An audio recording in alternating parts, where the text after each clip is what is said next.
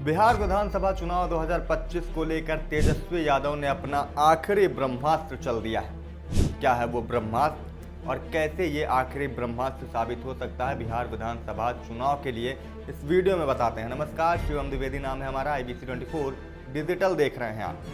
बिहार विधानसभा चुनाव के पहले चरण का मतदान जो होना है 6 नवंबर को, और उसके लिए प्रचार प्रसार आज शाम से बंद हो जाएगा। लेकिन इससे पहले तेजस्वी यादव ने अपना एक आखिरी ब्रह्मास्त्र चला है। वो ब्रह्मास्त्र क्या है?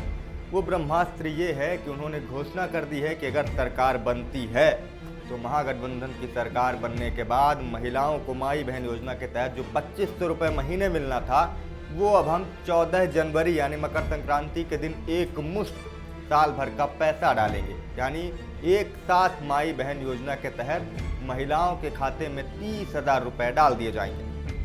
हम लोगों की सरकार जो है बनने जा रही है, और सरकार बनते ही आप सब लोग जानते हैं कि मकर संक्रांति का जो दिन है,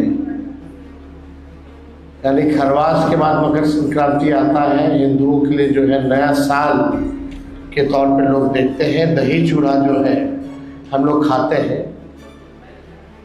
यानी 14 जनवरी को होता है सरकार बनेगी, और 14 जनवरी मकर संक्रांति के दिन माँ बहन मान योजना के तहत पूरे एक साल का 30,000 रुपया माताओं बहनों के खाते में हम लोग डालने का काम करेंगे,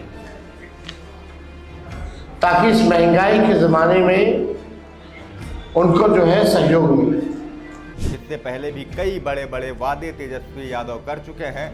जो तेजस्वी प्रण यानी महागठबंधन का जो मैनिफेस्टो आया था, उसमें भी कई बड़े बड़े वादे किए गए हैं। इससे पहले उन्होंने कहा था कि हम हर घर में एक सरकारी नौकरी देंगे।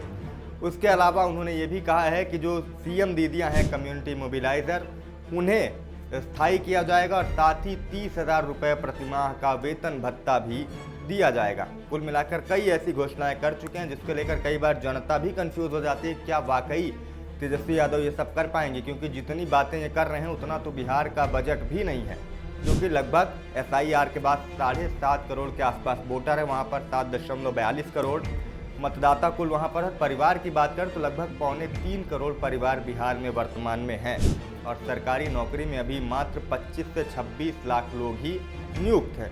ऐसे में अगर आप बात कर रहे हैं 2.5 करोड़ परिवारों को सरकारी नौकरी देने की, और आपके पास बड़ी बात यह है कि कोई रोड मैप भी नहीं है। कई इंटरव्यूज़ में चाहे वो डिप्टी CM के फेस मुकेश सहनी हो, उनसे भी सवाल किया गया कि आप कैसे देंगे। उनका भी एक ही जवाब रहता है, आप सरकार में तो आने दीजिए, आप 20 महीने बाद सवाल करिएगा। तेजस्वी यादव का भी यही कहना रहता है कि हमें सरकार में आने दीजिए, हम बताएंगे, करके दिखाएंगे। हमने पहले भी जो कहा था वो करके दिखाया था। तो जनता भी कंफ्यूज है कि आखिर कहाँ से लाएंगे 2.5 करोड़ नौकरियाँ। इतने दिनों में अभी तक बिहार के सिर्फ 20 से 25 लाख लोग सरकारी नौकरी कर रहे हैं, और एक झटके में 20 महीने के अंदर आप बात कर रहे हैं 2.5 करोड़ लोगों को नौकरी देने की। वहीं इसके साथ ही CM दीदियों को भी आप स्थायी करने की बात कर रहे हैं, 30,000 प्रति माह वेतन देने की बात कर रहे हैं। और अब एक बड़ा ऐलान और कर दिया है, और ये ऐलान है कि 30,000 रुपये एक मुश्त माई बहन योजना के तहत सभी महिलाओं के खाते में भी दिया जाएगा। अब इसका जवाब क्या है NDA की ओर से? NDA के नेता कह रहे हैं कि कहीं तेजस्वी यादव ये ना कह दें कि अगर बिहार विधानसभा चुनाव जीत गए तो हम जनता को बिहार ही दे देंगे। वहीं राहुल गांधी की भी बात कर लेते हैं, क्योंकि आज चुनाव प्रचार का आखिरी दिन है। राहुल गांधी ने गया में एक सभा को संबोधित करते हुए पहले ही माहौल सेट कर दिया। उन्होंने वहां पर कहा है कि अगर वोटों की चोरी नहीं हुई तो महागठबंधन की सरकार बननी तय है। चुनाव के चुनाव चोरी किए हैं,